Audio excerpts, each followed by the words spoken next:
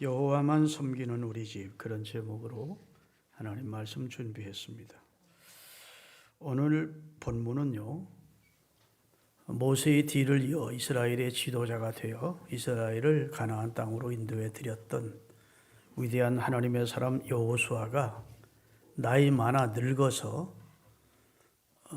백성들을 앞에 놓고 유언과 같은 고별 설교를 하는 내용의 끝부분입니다. 그 중심 내용은 무엇인고 하면 한마디로 하나님입니다. 하나님을 주제로 해서 고별 설교를 하고 있는 내용인데, 이스라엘을 애굽의 압제에서 구원해 내신 분이 누구냐 묻는 겁니다. 그리고 이곳 가나안 땅을 유업으로 주신 분이 누구냐, 그리고 애굽에서 이스라엘을 구원해 내서 광야에서 40년 동안 자기 백성을 보호하시고 인도하신 분이 누구냐, 그리고 가나안 땅을 약속대로 주시고 12지파에게 땅을 분배해 주신 분이 누구냐. 답은 하나님이라는 겁니다. 그분은 하나님이다. 그리고 아직도 정복되지 않은 땅이 있지만 너희가 하나님을 의뢰하면 하나님께서 그 미지에 정복지 못한 땅도 다 너희와 너희 후손들에게 주실 것이다. 하나님을 거역지 말라. 이런 내용의 권면을 하고 있는 것입니다. 그러면서 이제 이스라엘이 무엇을 해야 될지를 여호수아가 설명하는 거예요. 첫째는 하나님의 법에 순종해라. 두 번째는 이방 신들을 섬기지 말고 우상 앞에 절하지 마라. 한마디로 하나님의 법에 순종하고, 둘째로 이방 신을 섬기거나 우상 앞에 절하면 안 된다. 왜냐하면 너희는 하나님의 은혜로 구원받은 특별한 성민이니까 그렇게 살면 안 된다는 겁니다.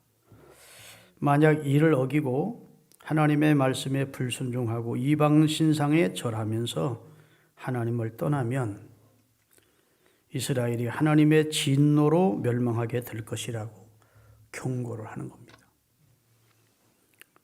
여호수아는 자신이 죽은 후에 이스라엘 민족을 이끌게 될 이스라엘 민족의 지도자들에게 신신당부하면서 그들에게 하나님을 저버리지 말 것을, 하나님의 말씀에 순종하고 이방신을 섬기지 말 것을 간곡히 분부한 다음 다시 백성들과 지도자를 함께 모아놓고 다시 한번 간곡한 권면을 하게 되는데, 그 장소가 어디였는고 하면 세겜이라는 곳입니다.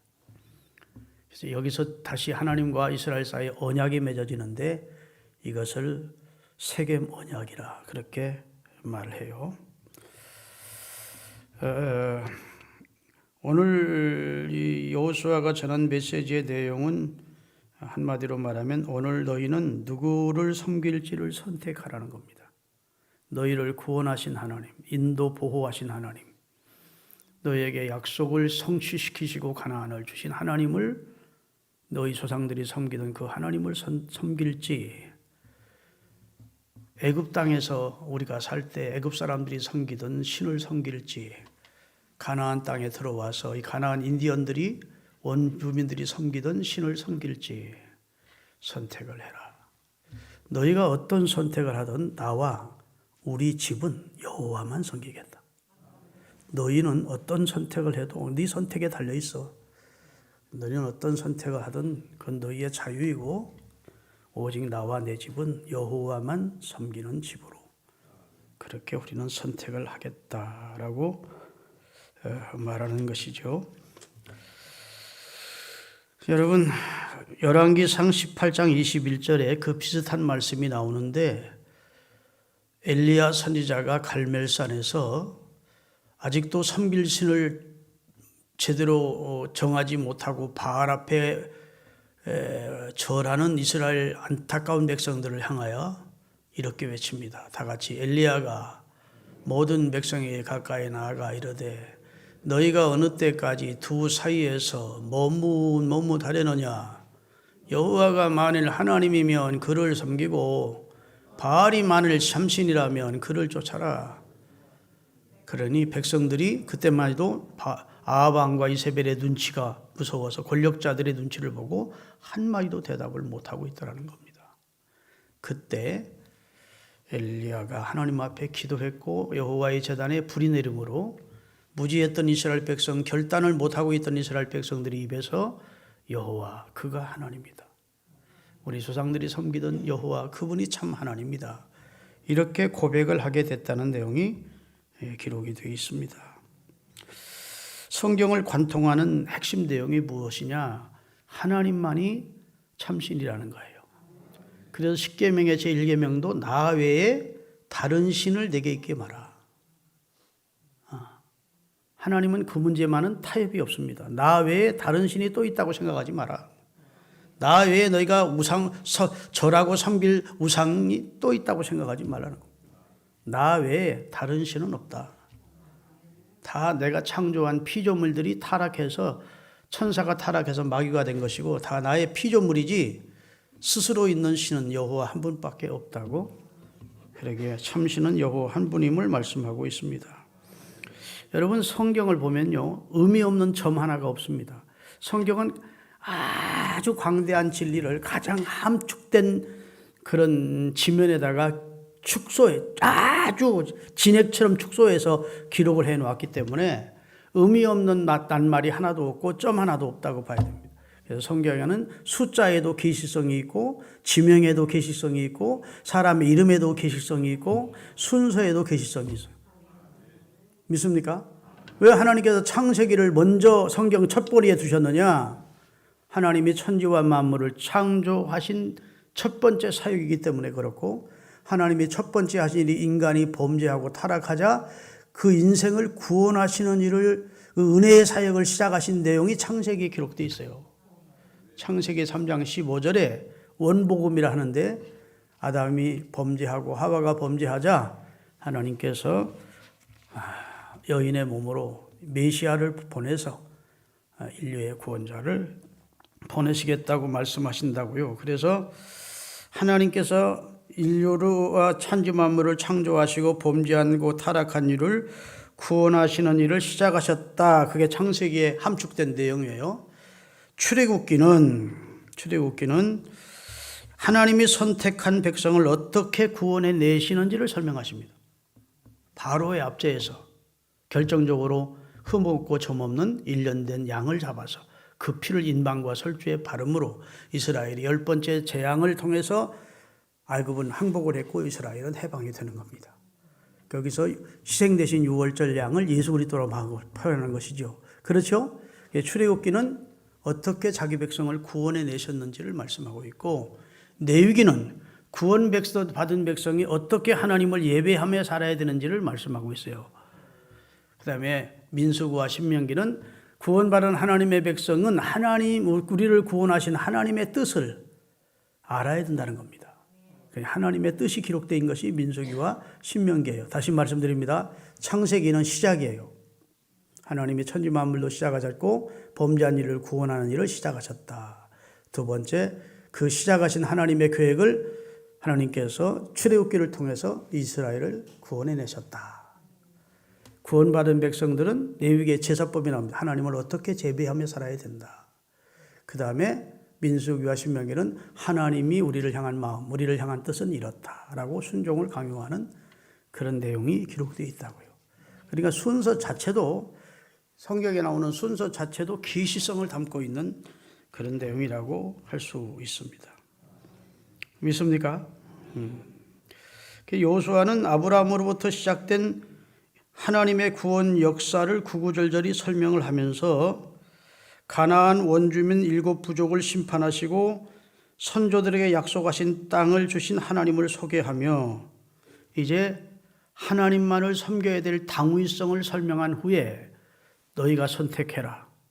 이방신을 택하든지 하나님을 택하든지 너희가 어떤 결정을 하든 나와 내 집은 여호와만 섬길 거야 라고 그들 앞에 고백을 했더니 그들이 대답하는 내용이 성경에 기록이 되어 있습니다.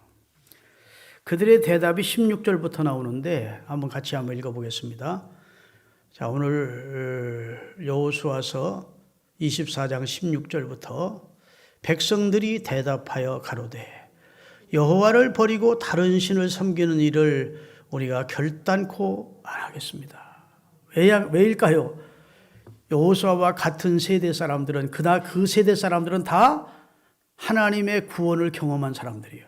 하나님의 약속을 성취해 주시는 분임을 경험한 사람들이에요. 다시 말해 하나님의 선하심을 맛본 사람들입니다.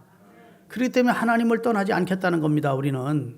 그 다음에 이는 우리 하나님 여호와 그가 우리와 우리 열조를 인도하여 애굽 땅에 종되었던 집에서 나오게 하시고 우리 목전에서 그 큰 이적을 행하시고 우리가 행한 모든 길에서 우리의 지난 모든 백성 중에서 우리를 보호하셨음이며 여호와께서 또 모든 백성 곧 이 땅에 거하는 아모리 사람을 우리 앞에서 쫓아내 주셨다.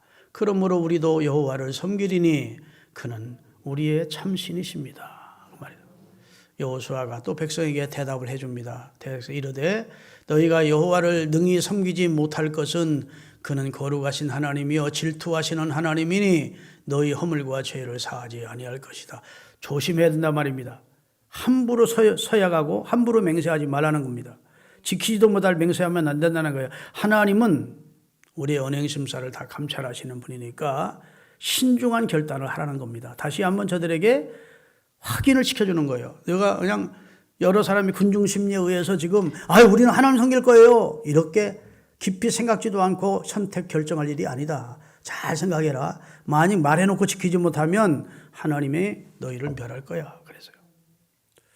자, 그 다음에 20절 만일 너희가 여호와를 버리고 이렇게 서약해놓고도 여호와를 이방신을 섬기면 너에게 복을 내리신 후에라도 돌이켜 너에게 화를 내리시고 너희를 멸할 것이야. 하나님은 우리의 고백과 우리 입술의 서원과 서약을 굉장히 중요하게 보신다는 겁니다. 믿습니까? 이렇게 서약해놓고 여호와를 버리면 하나님이 너에게 화를 내리고 멸할 거야. 나는 우리 대한민국이 좀 걱정스럽습니다. 우리 대한민국의 우리 1세대 믿음의 사람들, 2세대 믿음의 사람들이 참 하나님 잘 섬겨서 복을 받았습니다. 지금 우리가 세계에서 으뜸가는 국가로 복을 누리고 있고 평안과 문화적인 혜택, 과학적인 그런 여러 명의 혜택을 누리며 잘 살고 있습니다. 역사 이래로 우리 대한민국 5천년 역사 이렇게 잘 산 역사가 없어요. 그렇죠? 하나님의 복입니다. 그런데 우리가 여호와를 속히 떠나고 있다 이렇게 생각돼요. 이 번영 앞에 이 세상의 향락과 즐거움 앞에서 여호와를 속히 하나님의 백성들도 떠나고 있다는 겁니다. 그러면 여호와께서 선택하시고 복을 주신 이후에도 너희를 멸할 것이다. 경계의 심을 가지고 들어야 될 말씀이라고 생각이 됩니다. 21절 백성이 여호수아에게 말하되 아니니이다 우리가 정녕 여호와를 섬기겠습니다. 다시 한번 대자짐을 하는 겁니다. 아닙니다. 말해놓고 우리는 번복지 않겠습니다. 진짜 우리와 우리 가족도 지도자님 여호수아님처럼 나와 내 집도 우리 집도 다 여호와만 섬길 것입니다. 라고 서약을 했더니 하나님께서 그들에게 언약을 다시 갱신하는 세겜 언약이 갱신이 이루어져요. 모세 때 이스라엘 백성들과 하나님이 언약을 했습니다. 근데 그 언약을 갱신한 것은 내용이 갱신된 게 내용은 똑같아요. 다시 한번 그 언약을 지키기로 새롭게 다짐했기에 세겜 언약 갱신이라고 그래요. 믿으십니까? 하나님은 어제는 이랬다 오늘은 이랬다 하시는 분이 아니에요. 하나님의 뜻은 변함이 없습니다. 하나님은 진리이시고 그 진리는 변함이 없는 게 특색입니다. 할렐루야. 그래서 하나님의 약속도 말씀도 변함이 없어요.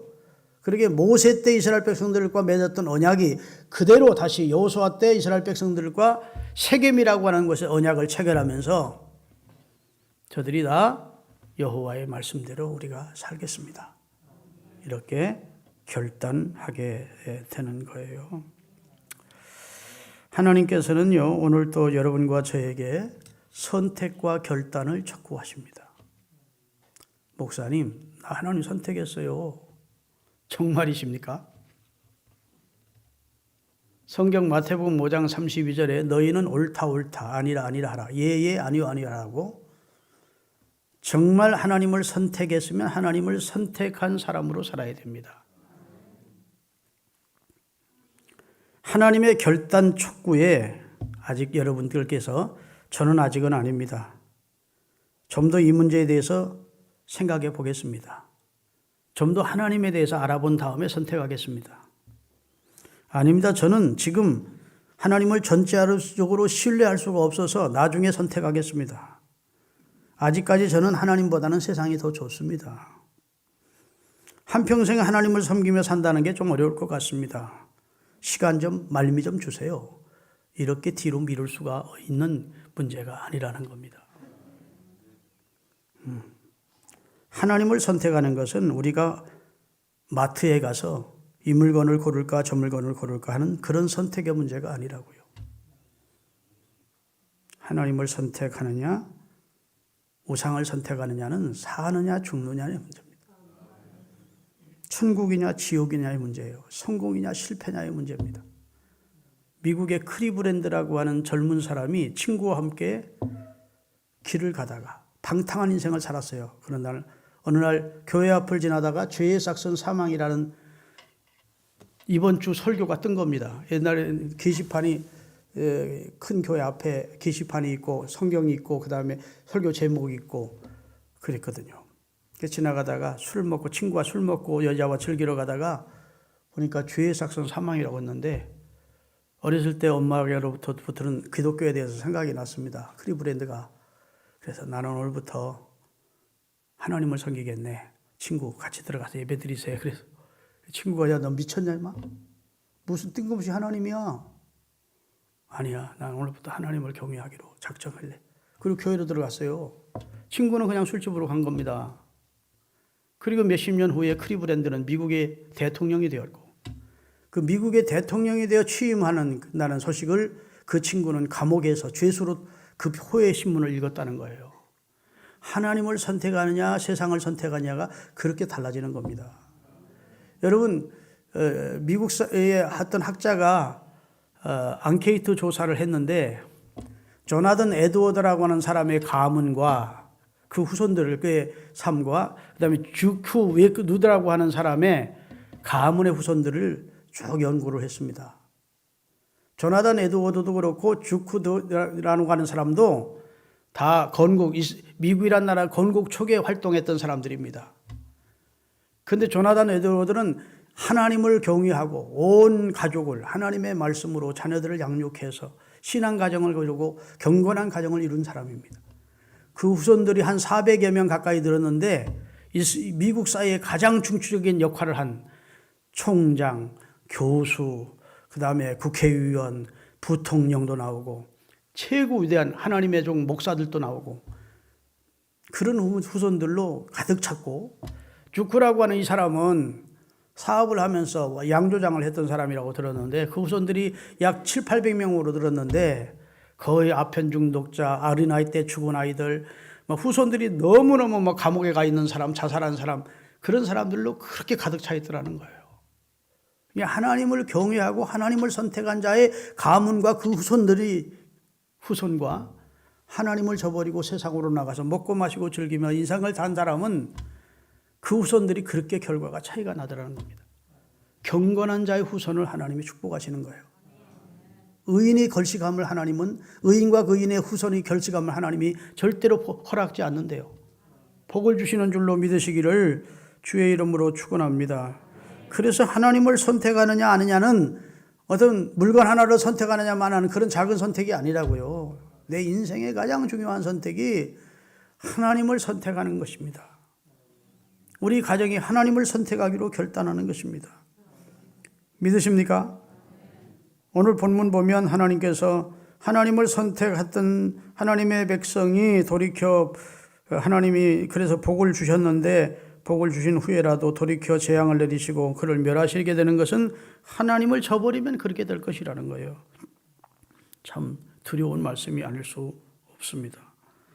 하나님은 우리에게 자유의지를 주셨습니다.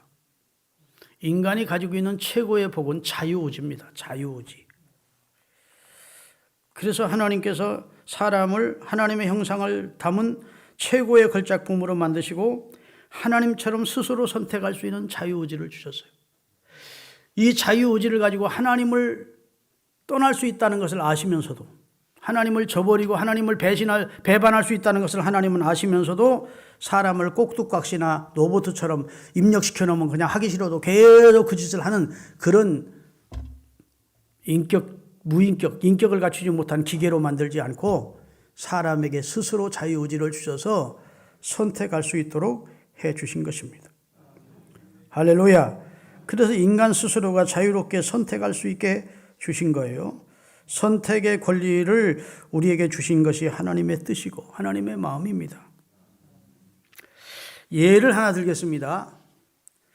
흥미로운 심리학 실험이 있었는데 하버드 대학의 심리학 교수였던 앨런 랭어라는 분이 미국의 어떤 양로원을 정해놓고 실험을 했습니다. 그 요양원 2층에서 지내는 노인들과 4층에서 지내는 노인들로 그룹을 나누고 그리고 실험을 했어요. 서로 다른 실험을 했는데 먼저 2층에 가서는 이렇게 얘기를 했습니다. 우리가 여러분의 방을 새로 꾸며드리겠습니다. 화분도 선물로 드리겠습니다.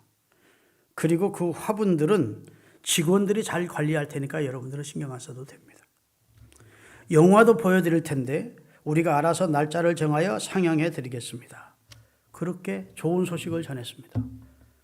그 2층 노인들의 입장에서는 화분도 준다지, 화분 관리도 직원들이 해주겠다지, 방도 새로 꾸며주겠다지, 얼마나 희소식입니까? 영화도 때를 따라 영화 구경도 시켜주겠다니까. 그런데 4층에 있는 노인들에게 가서는 이렇게 말을 했다고 합니다. 우리가 도와드릴 테니까 원하는 대로 방을 꾸며드리겠습니다. 그러니까 방을 어떻게 해줄지를 설계를 해주세요. 화분을 선물로 드리려고 하는데 원하지 않으시면 안 받으셔도 됩니다. 대신 받으신 분은 직접 키우시기를 바랍니다. 그리고 영화는 언제 보실지 서로 상의해서 날짜를 정해주시면 우리가 와서 상영해 드리겠습니다.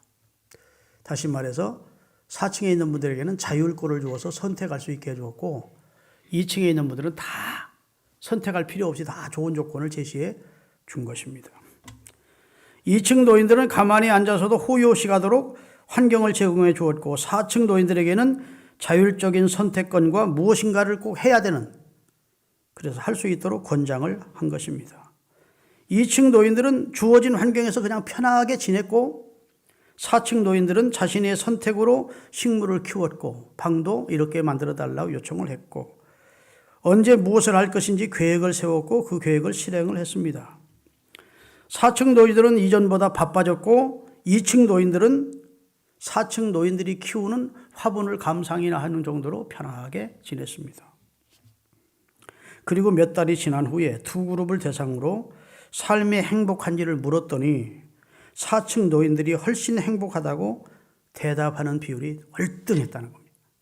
뭔가를 하고 꽃에 물을 주고 기르고 상의하고 이런 일을 하는 사람들이 전혀 다 해주어서 그냥 편하게 있는 사람보다 훨씬 사람이 나는 우리가 행복하다고 4층에 있는 노인들이 더 행복하다고 했고 2년이 지난 후에 두 그룹의 건강 상태를 비교했더니 2층 노인들은 71%가 더 이전보다 더 허약해졌고 4층 노인들은 93%가 더 건강해졌더라는 겁니다.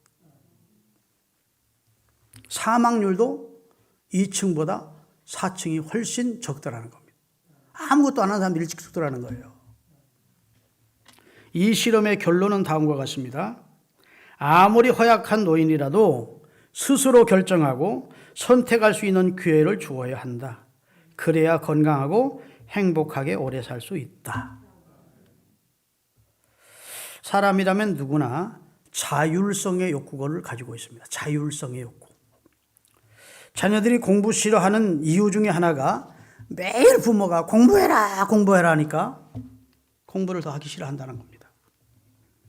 스스로 공부를 하려고 책을 폈는데 엄마가 공부해 임마 하고 잔소리를 하면 하기 싫어진다는 겁니다. 공부하려고 마음먹었다가도 책을 덮고 나가버린다는 거예요. 그게 자율성의 욕구이고 그것이 사람에게 주어진 선택권이라는 거예요. 하고 싶은 일도 하라고 하면 하기 싫다는 겁니다. 내가 선택해서, 내가 스스로 선택해서, 내가 결단해서, 내가 하는 것을 원하지 해라 해서 하는 것은 하려고 마음먹었다가도 자꾸 옆에서 잔소리하면 하기 싫어지는 것이 사람의 마음이라는 거예요. 그게 자율성의 욕구입니다. 스스로 결정하고 그 결정에 따라 본인의 삶을 살아가고 있다고 느낄 때 사람은 행복한 겁니다. 그러니까 부모님들이 무엇을 선택해 주지 말고 바르게 선택할 수 있도록 지혜만 주는 겁니다. 권면만 해주는 게 바른 교육법이라는 거예요. 너는 앞으로 이렇게 살아! 그러지 말고 이렇게 사는 것과 저렇게 사는 것을 바른 선택을 할 수 있는 기회를 갖게 해주는 것이 위에 사람이나 부모들이 해야 될 일이라는 것입니다. 여러분, 예수를 믿지만 행복을 느끼지 못하는 사람들이 있습니다. 잘 들으세요. 예수를 믿고 교회를 다니는데 행복을 느끼지 못하는 교인들이 있어요. 그것은 부모님이 예수님을 믿어서 본인도 믿게 된 모태 신앙인들 중에 그런 사람이 많은 겁니다. 본인 스스로 결단한 게 아니에요. 부모님이 그냥 다 교회를 다니니까 같이 따라다니다 보니까 어느 순간 자기도 믿어져서 교회를 다녀. 그리고 예수님을 믿게 됐어. 자기 선택은 아니에요. 물론 어느 순간 자기도 선택했겠지만 부모님의 권유나 주변의 권유, 환경 때문에 그냥 스스로 자기 선택과 결단의 의지 없이 그리스도인이 된 사람들은 별로 감격도 기쁨도 없다는 거예요. 또 남편이나 아내에게 끌려서 교회에 나오는 사람 중에 그런 분들이 많이 있는 겁니다. 본인의 선택은 아니거든. 본인이 결단을 한 것이 아니고 여보 교회 갑시다. 그러니까 나와서 앉아있다가 어느 순간 말씀이 들려지고 그게 믿어져서 교회를 다니게 됐어요. 물론 그것도 선택이지만 그는 아주 결정적인 본인의 선택과 결단이 그리스도를 주님으로 영접하고 주여 예수님은 내 구주로 영접합니다. 이제부터는 주님은 나의 주인이시고 나는 주님의 종입니다. 주님을 내 안에 모시고 나는 주님의 뜻을 따라 살고 주님의 통치를 받으며 살겠습니다. 이런 확실한 결단과 선택이 없이 교회를 나온 사람들은 예수를 믿으면서도 별로 감격이나 행복이 훨씬 뒤떨어진다는 거예요.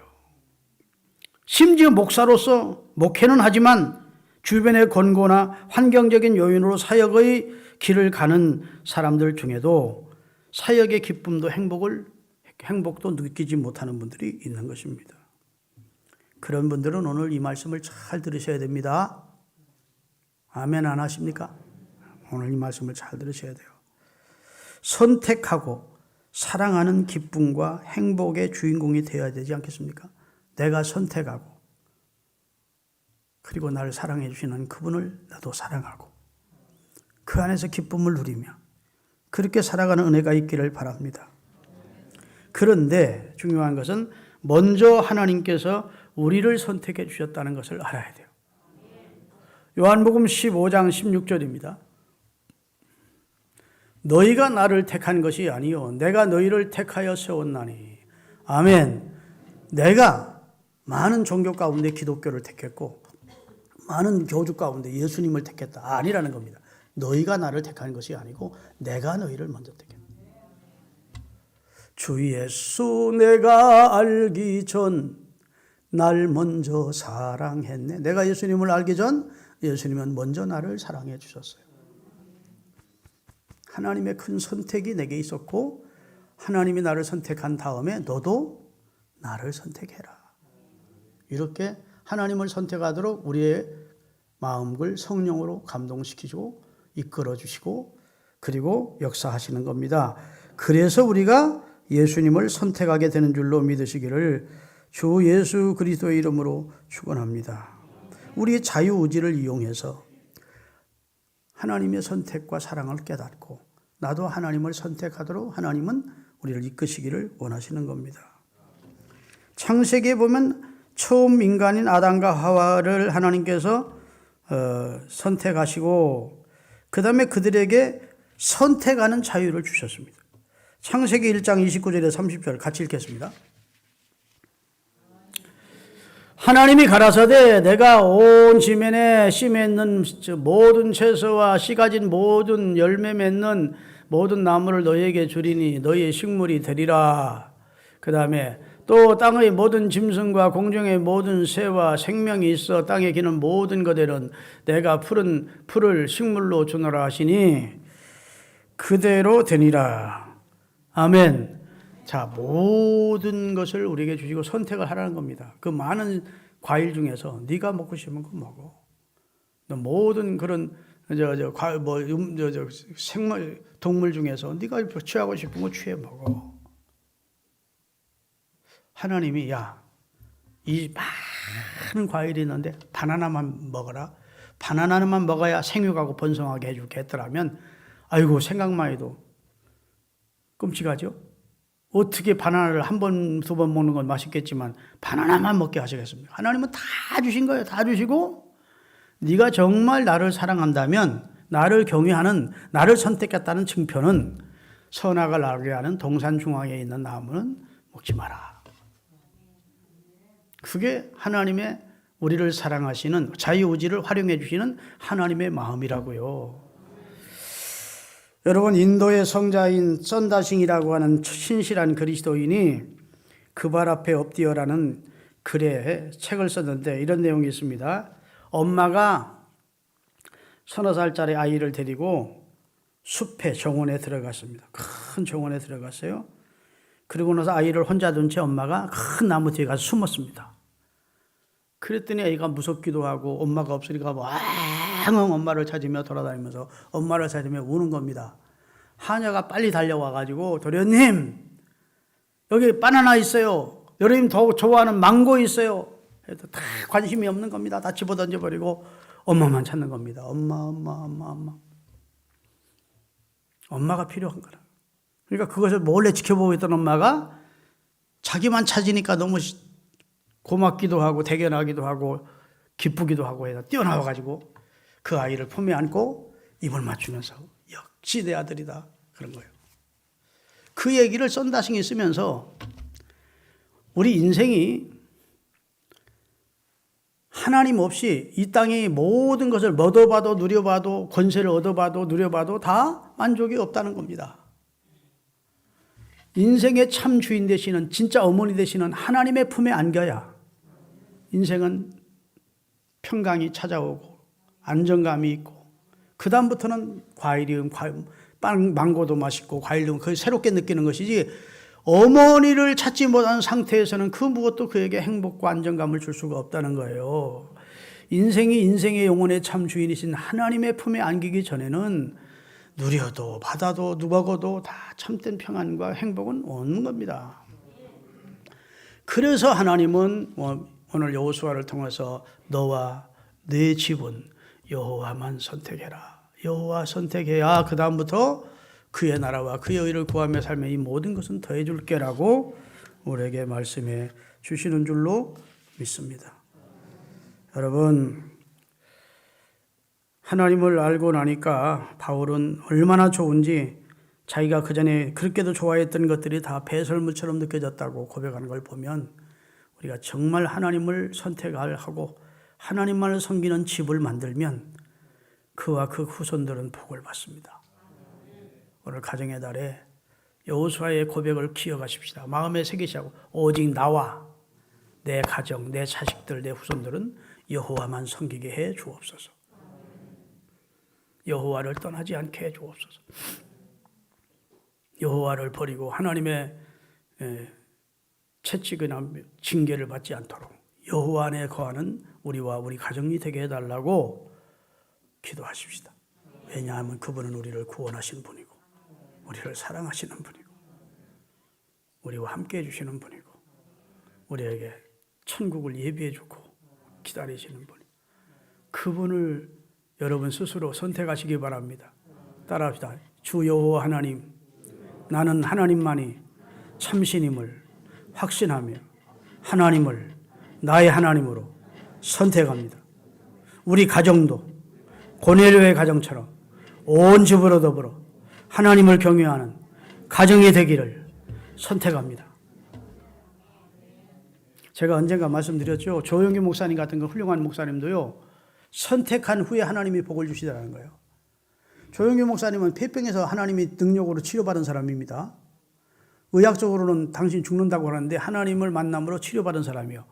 하나님 앞에 많은 기도응답과 여러 가지 체험을 했습니다. 그래도 성경 읽다 보면 의심되는 구절이 하나둘이 아니더라는 거예요. 하나님을 체험했는데도 불구하고 야, 이건 아무리 성경이지만 못 믿겠다. 그래서 성경 읽다가 그냥 덮기도 하고 하도 믿으려고 그러는데 믿어지지 않아서 성경책을 벽에다 집어 던지기도 했다는 겁니다. 목사인데도, 그때 불광동에서 그렇게 목회를 잘하고 있는데도 그렇게 갈등을 했대요. 그런데 성령께서 한번 그에게 감동 주시기를, 하나님의 말씀이니까, 하나님은 인간과 다르신 분이니까 네가 이 모든 말을 나의 말로 믿기로 결단하라는 그런 감동이 오더라는 겁니다. 그래서 그가 결단을 했대. 나는 이제부터 어떤 말씀이든 하나님의 말씀은 의심하지 않기로 결단합니다. 그리고 결단한 후에 성경을 읽으니까 하나님께서 믿음을 더 쑥쑥 시켜주시고, 그때부터 설교하는데 병자가 낫는 게 환상으로 보이더랍니다. 교인들 가운데. 아, 오늘 충농 쪽으로 고생하시는 분이 오셨는데, 어제 병원에 갔었는데 그분을 주님이 지금 치료하고 계십니다. 뭐 교인이 할렐루야 하고 이러면 그분이 치료받는 거예요. 아멘. 뭐 어떤 사람이 뭐 이러면서 보이기 시작하면서 하나님의 능력이 나타나더니 교인들이 구름대처럼 몰려오기 시작한 거예요. 선택하고 결단한 후에 하나님이 역사해 주시더래. 선택하고 결단은 하지 않고 그냥 뭐 어느 순간 나도 뜨거운 신앙인이 되겠지, 나도 어느 순간 예수를 진짜 성경이 믿어지는 날이 오겠지. 노! 그런 날은 안 와요. 여러분 스스로가 선택하고 결단할 때 하나님이 그 결단을 도와주시는 겁니다. 믿습니까?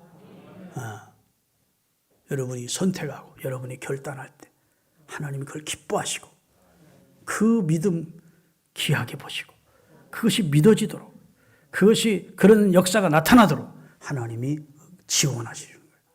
그런 역사가 뒤따르고